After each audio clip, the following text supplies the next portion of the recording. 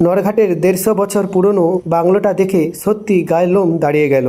High বন্ধুরা, আজ আমরা চলে এসেছি নরঘাটের সেই পুরনো ঐতিহাসিক বাংলোটার সামনে। সত্যি বলছি, জায়গাটা পা রাখলেই মনটা কেমন যেন হয়ে গেল। দূর থেকে দেখেই মনে হবে শুধু একটা জঙ্গল, কিন্তু একটু কাছে যেতেই বোঝা যায় এই ভাঙা দেওয়ালের ভেতর লুকিয়ে আছে বহু বছরের পুরনো ইতিহাস আর অসংখ্য স্মৃতি। এক সময় নাকি এই বাড়িটা থেকে মানুষের ভিড় ছিল, হাসির শব্দ ছিল, আলো ছিল, কিন্তু আজ সবকিছু নিস্তব্ধ। শুধু পড়ে আছে ভাঙা জানলা, পুরনো দেওয়াল আর চারপাশে জঙ্গলে ঢেকে যাওয়ার পর। ভিতরে ঢুকতেই বুকের ভেতর একটা অদ্ভুত অনুভূতি হচ্ছিল, যেন বাড়িটা এখনো তার পুরনো দিনগুলো খুঁজছে। আশেপাশে একজন কাকুকে জিজ্ঞাসা করলাম এখানে আগে কি ছিল। তিনি বললেন আজ থেকে প্রায় ১০০ বছর আগে এটা ছিল এক জমিদারের বাড়ি। পরে সবাই একে ছেড়ে চলে যায়। কিছুদিন সরকারি কর্মীরা ছিল, কিন্তু তারাও থাকেনি। তারপর থেকে বাড়িটা একবারে ফাঁকা হয়ে যায়। লোকজন বলে সন্ধ্যা হয়ে গেলে এখনো অনেকে এই রাস্তায় এড়িয়ে চলে। কেউ নাকি অদ্ভুত ছায়া দেখেছে, আবার কেউ কান্নার আওয়াজ শুনেছে। সত্যি জানি না, কিন্তু জায়গাটা নীরবতায় যেন